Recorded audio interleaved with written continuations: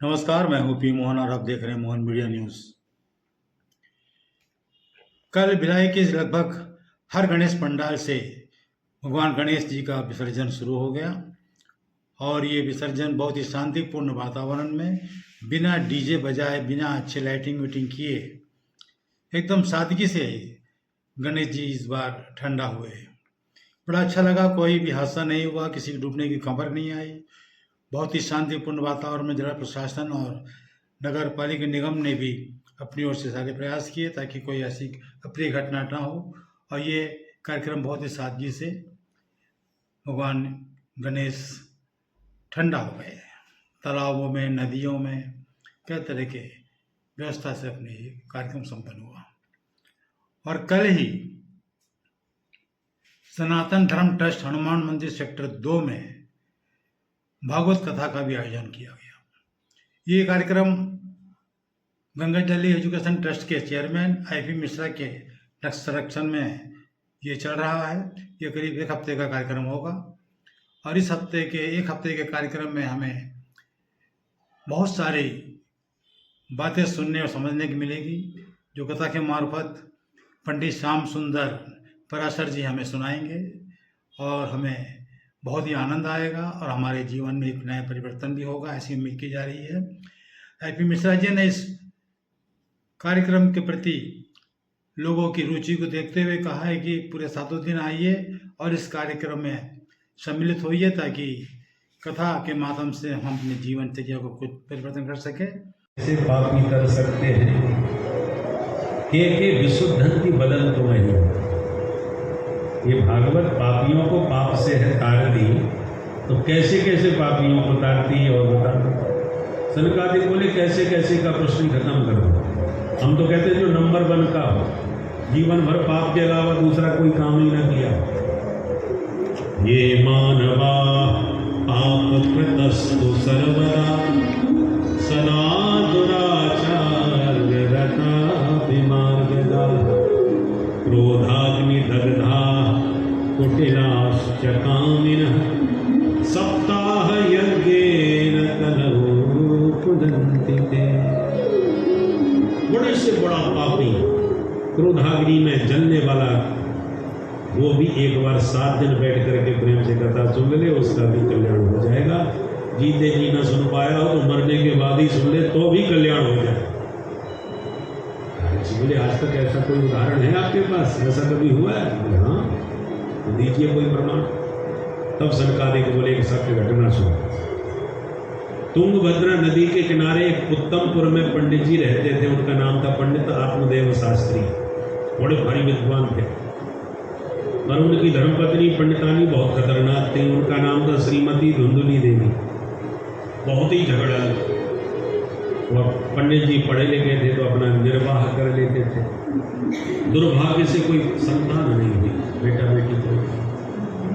इस बात पर एक दिन पंडित जी के मन में इतनी ग्लानि हुई कि गृहम त्यक्त्वा वनं गतः। घर छोड़ के जंगल में भाग गए कि जिंदगी से मर जाना अच्छा है, पर बिना संतान के घर नहीं रहना। अब जंगल में जाके जब जोर जोर से रोना चालू किया तो एक सन्यासी महात्मा वहाँ से निकल पड़े। रोने की आवाज़ सुनी तो पंडित जी के पास आके प्यार से पूछ दिया, कथम रोदसी विप्रत्वम आते चिंतावनीयसी। ब्राह्मण आप ऐसे क्यों रो रहे हो, आपको क्या परेशानी है, हमें बताओ। तो चरणों में लिपट करके ब्राह्मण ने फूट फूट के रोना चालू किया। महाराज कुछ मत पूछिए, न जाने कौन से जन्मों के पाप उदय हुए। भगवान का दिया हुआ सब कुछ मेरे पास है, इज्जत है, मान सम्मान, धन संपत्ति सब है, पर संतान के बिना सब बेकार है। महात्मा मन में मुस्कुराए, अरे राम राम। जंगल में रो रहे थे पंडित जी, तो हमने सोचा कि हमारे ठाकुर जी भी आदमी रो रहे होंगे, तो हमने सोचा कुछ उपाय बताएंगे भगवत प्राप्ति का, पर ये तो बेटा के लिए रोने बैठा है। तो बोले सुनो पंडित जी, बुरा मत मानना, पढ़े लिखे लगते हो, इतना तो आपने शास्त्रों में सुना समझा होगा कि मुंचा ज्ञानम प्रजारूपम वरिष्ठा कर्मणो गति विवेकम तो समासाद्य त्यज संसार वासना। ये संसार की जो वासना है उसे मन से निकालो। होता क्या है, जो वस्तु हमारे पास नहीं होती हमें उसी में सुख नजर आता है। ये और मिल जाए तो बड़ा सुखी हो जाए। जो मिला है उसका आनंद नहीं ले, जो नहीं है उसको पा करके ही सुखी होगा, ऐसी मानसिकता बना रखी। पर मिलता वही है जो प्रारब्ध में आप लेके आए हो। बलिष्ठा कर्मणो गति, कर्म की गति बहुत बलवान होती है। आपके प्रारब्ध में जो विधाता ने लिख दिया है उतना ही मिलेगा। अब सिर पटक के रोने से चिल्लाने से बेटा थोड़ी मिल जाएगा। और ब्राह्मण यदि बेटा मिल भी गया तो इसकी क्या गारंटी है तुम्हें सुख देगा। इतिहास पढ़ा होगा, राजा सगर के 60,000 बच्चे हुए थे। 60,000 बच्चे थे। घर की फौज तैयार, दिग्विजय किया, अश्वमेध तैयार का घोड़ा छोड़ा। इंद्र ने चालाकी से क्या किया, तो घोड़ा कपिल मुनि के आश्रम में बांध दिया चोरी करके। बच्चे घूमते फिर रहे थे, बच्चा हमारा घोड़ा कहाँ गया, घोड़ा कहाँ गया। जो कपिल आश्रम में देखा तो कपिल भगवान तो अपने समाधि में बैठे थे, उन्हें क्या मालूम क्या चल रहा है। घोड़ा इंद्रबाण बांध करके गए।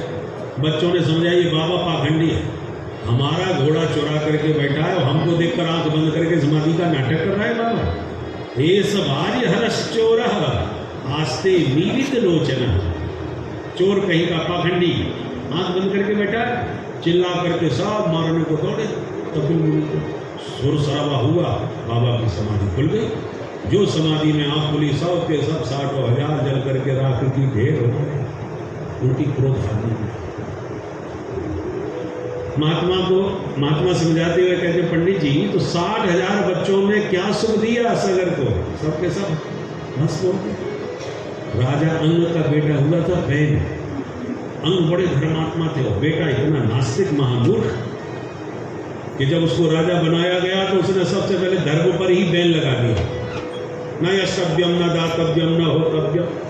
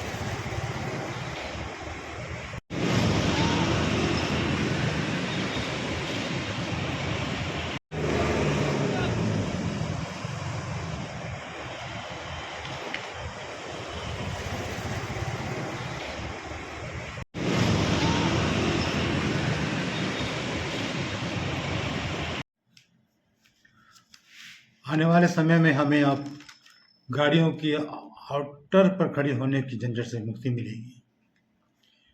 हर गाड़ियां तेज रफ्तार से भागते रहेगी, और क्योंकि चौथी लाइन का काम शुरू होने वाला 2-4 महीने के अंदर। अभी रेलवे फाटक सुपेला के पास जो लगे हैं पेड़ वगैरह, उससे कटाई शुरू हो गई है। वन विभाग की परमिशन मिल चुकी है, तभी इसकी कटाई शुरू हो गई है। और ये पेड़ यहाँ से हटाई भी जाएगी, कहीं शिफ्ट भी किया जाएगा। ये काम लगभग शुरू हो चुका है और 4 महीने के अंदर ये काम शुरू होने की संभावना व्यक्त की गई है। इसके साथ ही चौथी लाइन बिछ जाएगी और ये मुसाफिरों को काफ़ी राहत मिलेगी।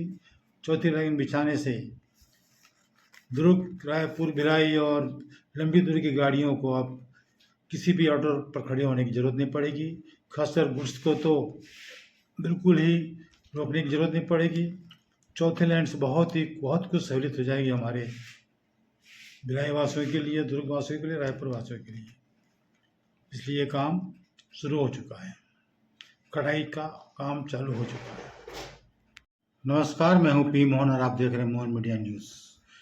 केरला समागम दुर्ग भिलाई की 17वीं अखिल भारतीय संगीत नृत्य एवं छत्तीसगढ़ी लोक नृत्य प्रतियोगिता का उद्घाटन दुर्ग जिले के सांसद विजय बघेल के हाथों संपन्न हुआ।